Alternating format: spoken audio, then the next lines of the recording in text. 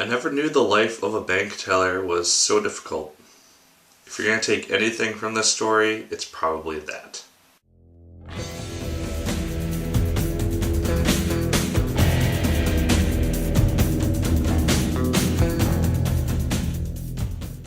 Hello once again, readers of good books. My name is Nick Pell, and this is once again coming from my white room. Now, this is another James DeSantis short story that I'm reviewing for you guys today, and it is called 090-9. I'm not sure if that's exactly how you pronounce it, but that's what I'm going with. This is a very, very short story. I'm going to be talking about the story as a whole because it's kind of tough to just focus on one section and then focus on another section. So I'll be starting from the beginning, working my way towards the end.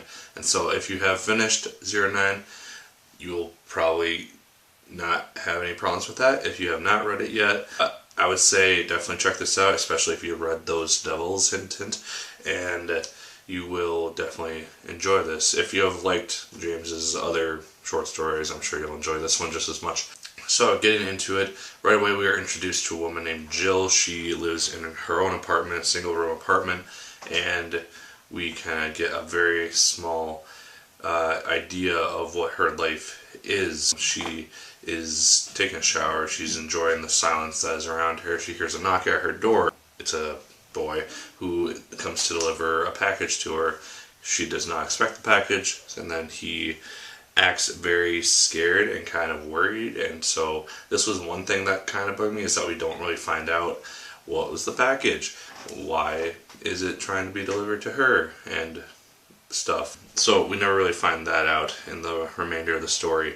And then Jill rushes off to work because she's a bank teller and she's supposed to get a big promotion on the day of. We also get to dive into the vision of her boyfriend Johnny, and this is very, very small segment of the book, just a very small way to show what their relationship was before an incident occurs. And so there's that. We go to Jill again, and we just get to see kind of back and forth type of situations, and we slowly see that Jill is not the average person that you think that she would be. She has some sort of super strength abilities, and she displays these first when she finds Johnny cheating on her with a 15-year-old girl. And she brings him out to an alleyway and basically pushes him up against a wall, holding him by his throat, and he is essentially suffocating. She knocks out the 15-year-old girl, basically either giving her severe brain damage or killing her, and has no remorse for this whatsoever. She lets Johnny go and just walks away from him for the rest of her life. Go back to the bank teller situation, and she does get the promotion, but she runs out of the office because she is sensing people hunting her. And this is where we see that Jill is actually some sort of experiment done by some organization that we don't really know about, and she's being hunted by these two individuals. I kind of like that we got to see these two people instead of just having them be just mindless goons who are just hunting to hunt, and we see that they have lives, they have a family and relationships. This is something that has always kind of bugged me about movies and games, where just this huge amount of goons just get killed by these heroes, and yet they are people with histories and families and all that stuff too. So I like that Jill easily takes out these people, and then she realizes, oh hey, my cover is now blown, so I have to kind of abandon this new life that I've been setting up. She goes back to her apartment, she calls another one of the experiments who she is in contact with, and they basically let themselves know that their cover is blown and now it's time to fight back. And this is where the connection to Those Devils is made, because they bring up Devin, who was the main character of Those Devils, who ended up getting killed. And they reference him as being one of the strongest of their bunch, and so that's kind of inspiration for them to start to fight back against these people. And that's really where the story ends. And I enjoyed it. I really liked the connection to Those Devils, because when I first read it, I had no idea that that was going to happen, and then I had to look back at the story, Those Devils, and make sure that I was seeing things correctly.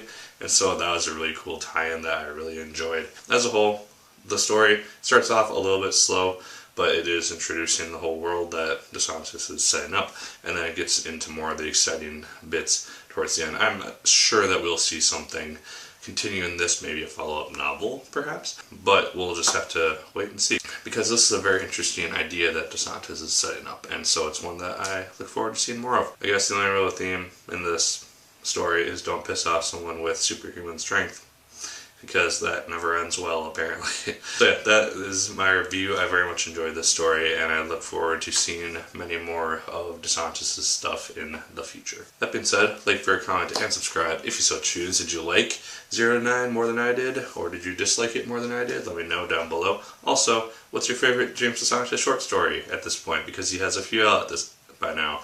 So, and I have reviewed all of them, so just keep that in mind. Also, make sure to go buy my own short story called The Bridge down in the description down there. There'll be a link to it there for you. I'll also be releasing a new short story shortly, so keep your eyes out for that. And as always, my good people, my name is Nick Pell, and once again, keep on reading.